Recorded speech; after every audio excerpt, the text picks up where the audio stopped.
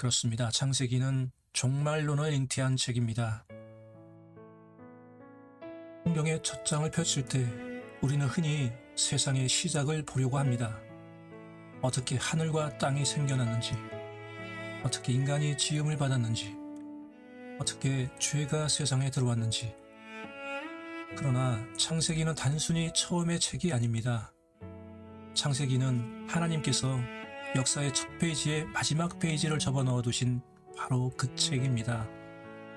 처음을 기록하시는 손끝에 이미 마지막이 묻어 있고, 기원을 말씀하시는 하나님의 숨결 안에 이미 완성이 숨쉬고 있습니다. 더 정확하게 말하면 창세기는 예언자의 눈으로 보면 끝을 미리 선포하는 책이 되고, 제사장의 심장으로 보면 잃어버린 임재를 회복하는 책이며, 왕의 시선으로 보면 무너진 왕국이 어떻게 다시 세워질지를 보여주는 바로 그런 책입니다.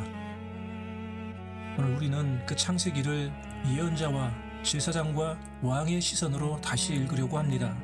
왜냐하면 마지막 시대를 분별하기 위해서 언제나 처음의 자리로 돌아가야 하기 때문이죠. 태초에 하나님이 천지를 창조하시니라, 이 첫 문장을 예언자의 귀로 다시 들으면 전혀 다르게 들립니다. 이것은 단지 모든 것이 어디서 출발했는가를 말하는 문장이 아닙니다. 이것은 누가 모든 것의 주권자인가를 선포하는 문장인 것이죠. 태초에는 오직 하나님만이 계셨습니다. 그리고 그 하나님이 천지를 창조하셨습니다. 여기서 이미 세상의 모든 우상과 인간의 모든 자만이 무너집니다. 빛이 있으라 하셨을 때 그 빛은 단지 첫째 날에 밤을 밀어냈던 그 빛이 아닙니다. 그 빛은 마지막 날 해도 달도 필요 없이 하나님의 영광이 친히 비추시는 그 나라를 향한 예고의 빛이었습니다.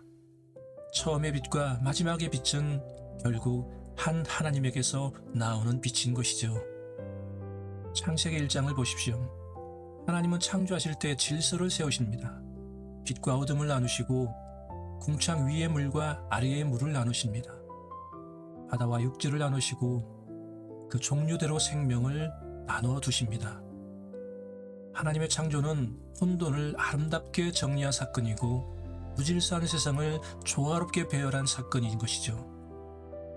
무엇보다 창세기는 거룩한 구별의 사건입니다. 그렇다면 마지막 시대의 특징은 무엇일까요? 하나님께서 세우신 이 구별을 지워버리려고 하는 시대인 것이죠. 빛과 어둠의 경계가 무너집니다. 참과 거짓의 차이가 흐려집니다. 거룩함과 속됨의 울타리가 허물어지고, 창조의 질서보다 인간의 욕망이 더 큰 권위를 갖게 됩니다. 지금 예언자는 창세기를 읽으며 세상의 끝날의 그 징조를 봅니다. 처음에 하나님이 세우셨던 그 질서를 마지막 세대는 해체하려 한다는 사실을 보게 되는 것이죠.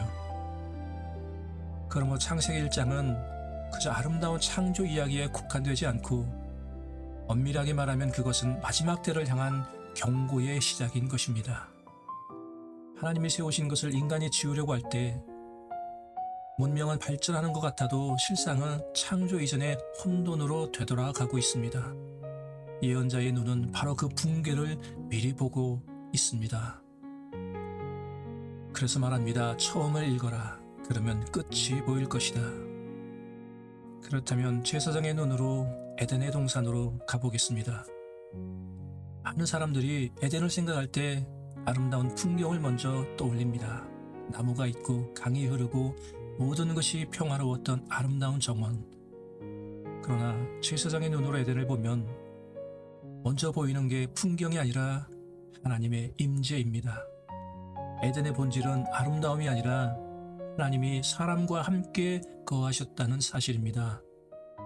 에덴은 최초의 거처였고 최초의 예배 자리였고 땅 위에 세워진 처음의 성소였던 것이죠. 그런데 죄가 들어왔습니다. 죄는 단지 윤리적인 잘못이 아닙니다. 죄는 관계의 단절이고 예배의 파괴이며 임재의 상실을 가리킵니다. 타락 이후 인간이 가장 먼저 한 일은 숨는 것이었습니다. 이것이 죄의 열매인 것이죠. 죄는 사람을 하나님께 더 가까이 데려가지 않습니다. 오히려 숨게 만듭니다. 연명하게 만듭니다. 가리게 합니다. 두려워하게 만드는 것이죠. 죄는 마음을 더럽히는 데서 끝나지 않고 예배를 무너뜨립니다. 친밀함을 깨뜨립니다. 성소에서 사람을 내쫓게 됩니다. 에덴에서 쫓겨났다는 것은 단순히 아름다운 환경, 완벽한 조화를 잃어버렸다는 뜻이 아닙니다. 하나님의 임재가 그 중심이었었는데 그 중심에서 멀어졌다는 것이죠. 그런데 놀랍게도 하나님은 그 자리에서 곧바로 심판만을 말씀하지 않으셨습니다. 가죽옷을 지어 입히셨습니다. 제사장의 눈은 이 장면에서 멈추게 됩니다. 왜냐하면 이 자리에 피 흘림의 그림자가 숨어 있기 때문입니다. 누군가의 죽음이 인간의 수치를 가립니다. 누군가의 희생이 인간의 벗은 부끄러움을 덮어줍니다. 이것은 벌써 먼 훗날에 제단을 향하고 있고 어린 양을 향하고 있고 십자가를 향하고 있습니다. 그래서 제사장은 창세기를 단지 죄의 시작으로 읽지 않고 구속의 맥박이 처음 뛰기 시작한 책으로 읽습니다. 에덴이 닫혔을 때 모든 것이 끝난 것처럼 보이지만 사실은 그때부터 하나님은 다시 회복의 길을 열기 시작하셨습니다. 그렇습니다. 성막은 에덴의 희미한 회복입니다. 성전은 에덴의 확대된 그림자입니다. 그리스도의 십자가는 닫힌 길을 다시 여는 열쇠입니다. 그리고 마지막에 하나님의 장막이 마침내 사람들과 영원히 함께 있게 되는 것이죠. 그러므로 에덴은 그저 잃어버린 과거가 아닙니다. 반드시 회복될 우리의 미래입니다. 이제 왕의 시선으로 창세기를 보겠습니다. 왕의 시선으로 보면 창세기는 한 왕국에 대한 이야기입니다. 그것은 왕이 자기 나라를 세우신 사건이죠.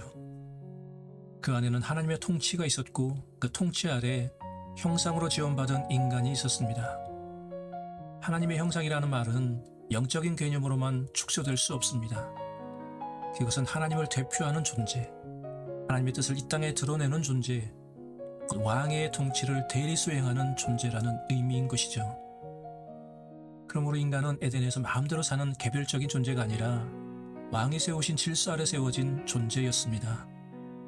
그런데 타락은 이 왕국의 질서를 세운 권위에 대한 반역인 것이죠.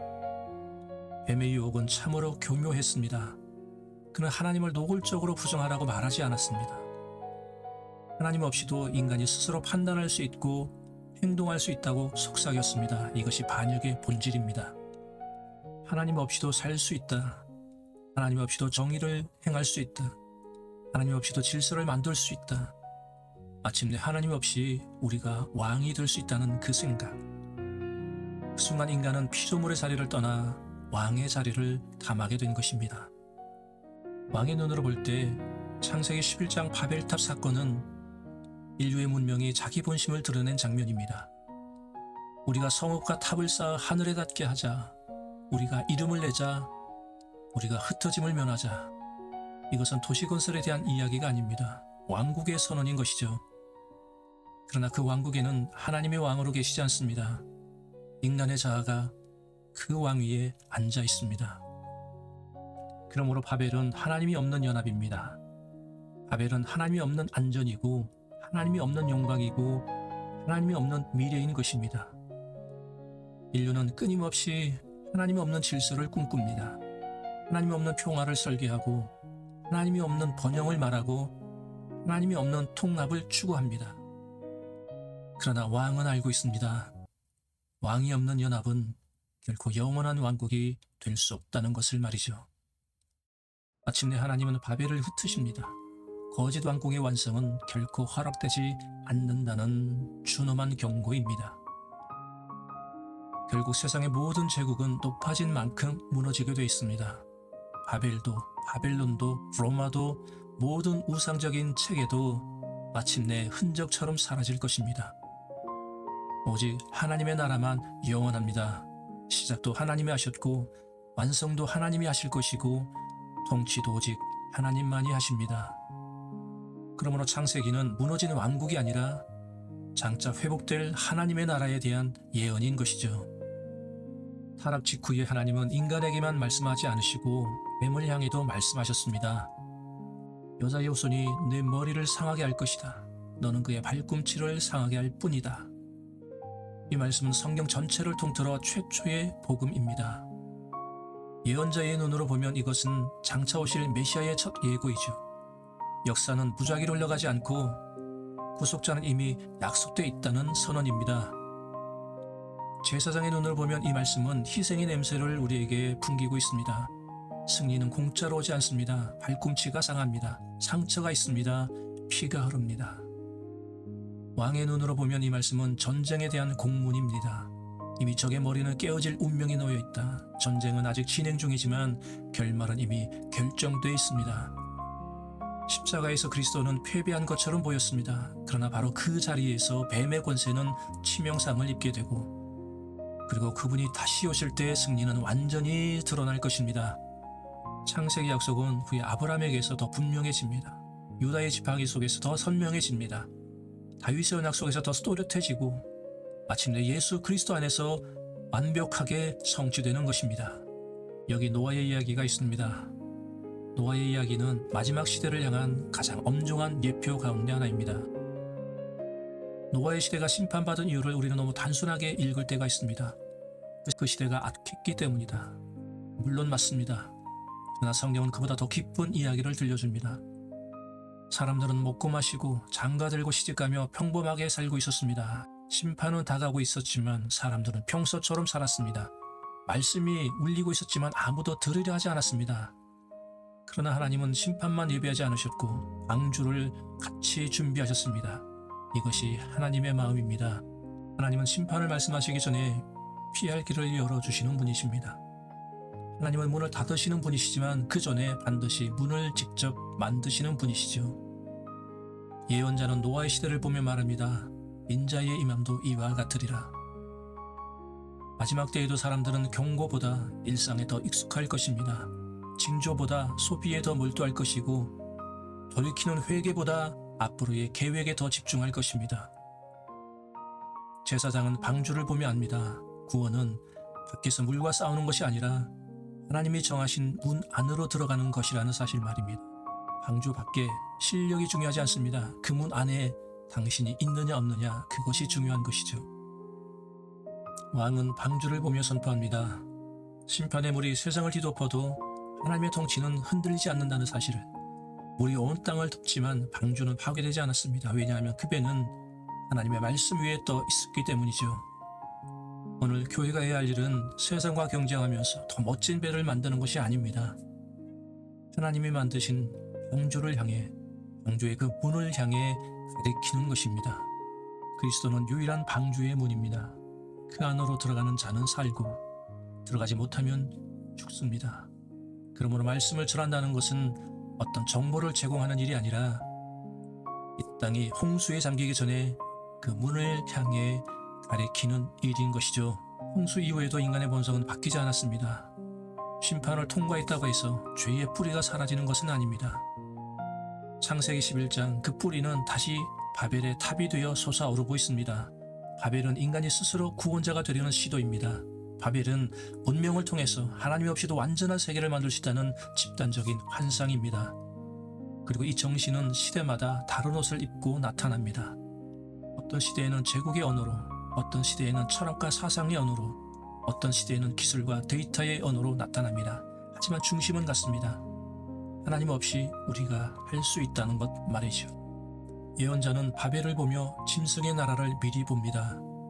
하나님이 없는 연합이 끝까지 밀고 나아가는 그 결과가 결국 사람을 살리는 체제가 아니라 사람을 삼키는 체제가 된다는 것을 압니다. 제사장은 바벨을 보면서 압니다. 인간이 제 아무리 높이 올라가도 하나님의 임재는 건물의 높이로 결코 도달할 수 없다는 사실을, 하늘은 쌓아 올리는 것이 아니라 은혜로 열리는 것을 알게 됩니다. 왕은 바벨을 보며 선언합니다. 거짓 왕국은 언젠가 반드시 무너진다. 왜냐하면 그 왕국은 왕의 허락 없이 세워졌기 때문입니다. 하나님은 바벨을 흩으십니다. 인간은 모울이었지만 하나님은 흩으십니다. 인간은 이름을 내고 싶어 했지만 하나님은 이름보다 뜻을 묻습니다. 인간은 하늘에 오르려 했지만 하나님은 먼저 내려오십니다. 성경이 말하는 복음은 인간이 하늘에 닿는 이야기가 아니라 하나님이 인간에게 내려오시는 이야기입니다. 바벨은 무너질 탑입니다. 그러나 예루살렘은 내려오는 성입니다. 이 차이를 아는 자가 마지막 시대를 분별할 수 있습니다. 바벨의 이야기 뒤에 하나님은 갑자기 한 사람을 부르십니다. 너는 너의 본토 친척 아비 집을 떠나라. 이 부르심은 단순히 이사를 가라는 말이 아닙니다. 정체성의 이동이고 소속의 이동이며 예배의 중심 이동하는 사건입니다. 바벨은 모이는 인간에 대한 이야기였지만 아브라함은 불려 나오는 인간의 이야기입니다. 세상은 언제나 하나로 묶으려 합니다. 그러나 하나님의 부르심은 언제나 구별하고 그곳에서부터 불러내십니다. 예언자는 아브라함을 보면서 남은 자의 원형을 발견합니다. 하나님은 대세를 쫓지 않으십니다. 하나님은 한 사람을 부르시고 그 한 사람 안에서 한 시대를 심고 계십니다. 제사장은 아브라함의 떠남 속에서 예배의 본질을 봅니다. 하나님께 부르심 받은 자는 익숙한 것을 내려놓습니다. 그리고 제단은 언제나 떠난 자리 그 위에 세워집니다. 왕은 아브라함을 보면서 알게 됩니다. 그는 땅에 성을 세우는 자가 아니라 하나님이 설계하시고 지으실 본향을 바라보는 자입니다. 진짜 왕국은 눈에 보이는 도시보다 약속 안에서 더 선명하게 존재하는 것을 알게 됩니다. 그래서 아브라함의 삶은 완성보다는 순종에 대한 이야기입니다. 그는 곧장 모든 것을 얻으려 하지 않았습니다. 바로 거기에 남은 자의 특징이 있습니다. 남은 자는 세상에서 완벽한 사람을 뜻하지 않습니다. 남은 자는 완전하지 않아도 하나님의 부르심에서 떠나지 않는 자입니다. 흔들려도 방향을 잃지 않는 자입니다. 보이지 않아도 약속을 더 현실로 여기는 자입니다. 마지막 시대의 교회도 마찬가지입니다. 하나님은 바벨의 시스템 속에서 아브라함들을 불러내십니다. 세상 안에 살지만 세상에 속하지 않는 자, 땅을 밟고 살지만 하늘의 본향을 바라보는 자, 아브라함은 단지 믿음의 조상이 아닙니다. 그는 마지막 시대의 마지막 성도의 초상화입니다. 창세기의 이야기가 깊어질수록 우리는 한 가지를 배우게 됩니다.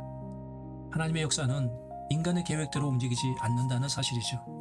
아브라함에게 약속이 주어졌지만 그 약속은 자동으로 완성되지 않습니다. 이삭을 지나고 야곱을 지납니다.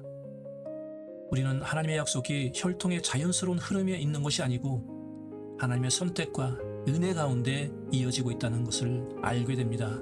그 연장선에서 이삭은 번제단 위에 올라간 아들입니다.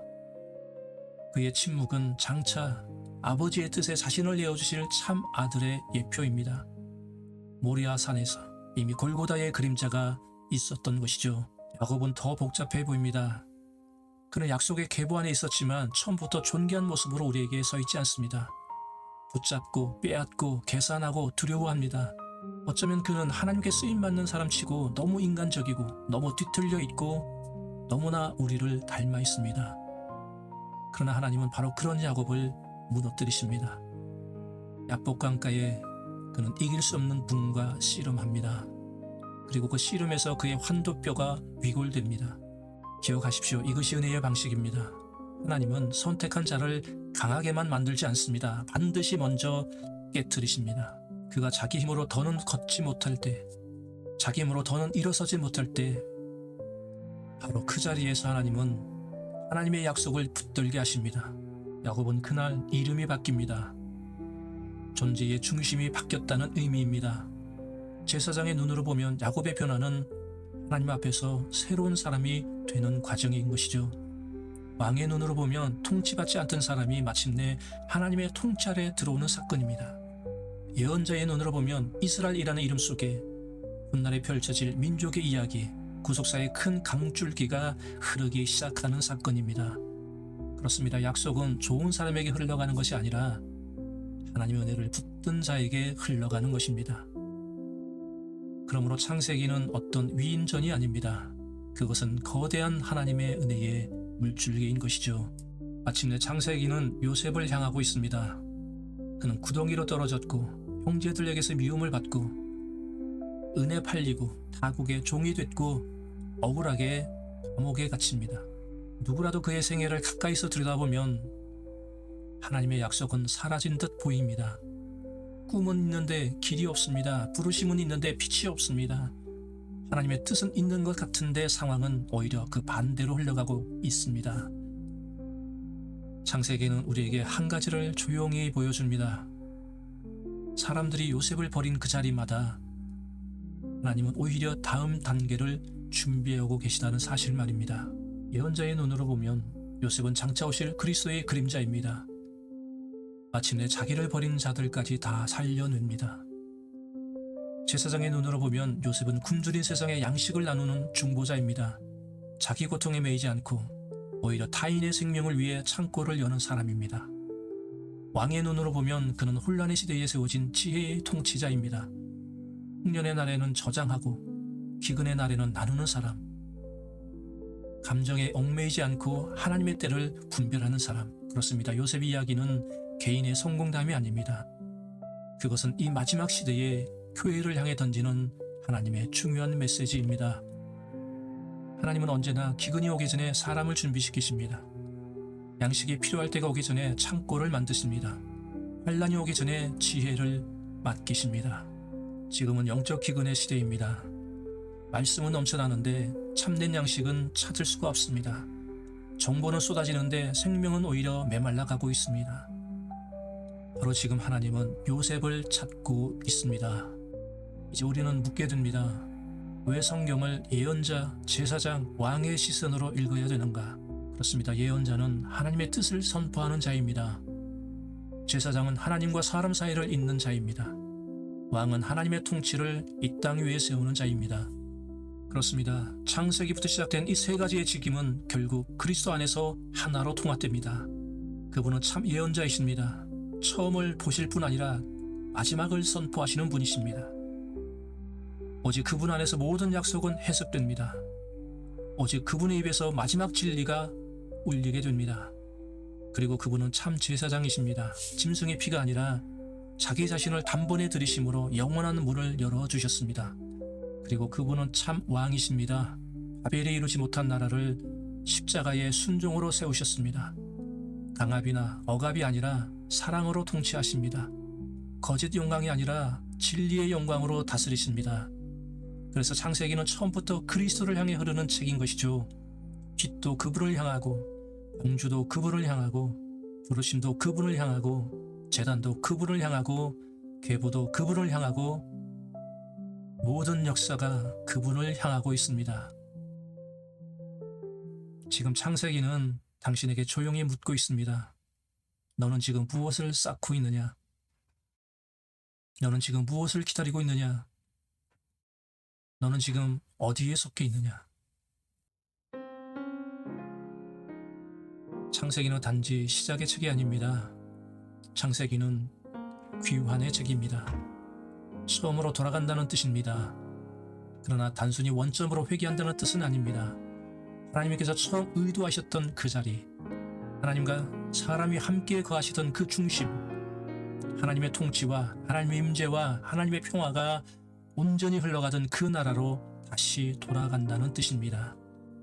예언자의 눈으로 보면 창세기는 마지막을 미리 보여주는 책이고, 제사장의 심장으로 보면 창세기는 하나님과 끊어진 교제가 회복되는 책이고, 왕의 시선으로 보면 창세기는 무너진 왕국이 어떻게 다시 세워지는지를 선포하는 책입니다. 그리고 이 모든 길은 마침내 한 분에게로 모입니다. 참 예언자이신 예수 그리스도, 참 제사장이신 예수 그리스도, 참 왕이신 예수 그리스도. 그렇습니다. 창세기는 그리스도를 향해 걸어가는 여정입니다. 그러므로 사랑하는 여러분, 창세기를 다시 읽으십시오. 기본으로, 시작으로, 출발로 읽지 말고 귀환으로 읽으십시오. 종말로 읽으십시오. 과거로 읽지 말고 다가올 영원한 나라의 설계도로 창세기를 읽으십시오.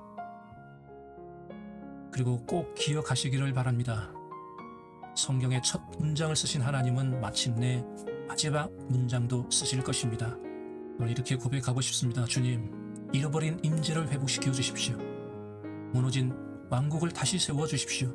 잠든 영혼들을 깨워 주십시오. 방주를 준비하게 하시고, 바벨을 분별하게 하시고, 아브라함처럼 떠나게 하시고, 요셉처럼 저장하게 해 주십시오. 마침내 참 예언자, 참 제사장, 참 왕이 되신 예수 그리스도 그 안에서 영원한 하나님의 나라를 거기에 해 주십시오. 지금까지 말씀과 기도의 정원이었습니다.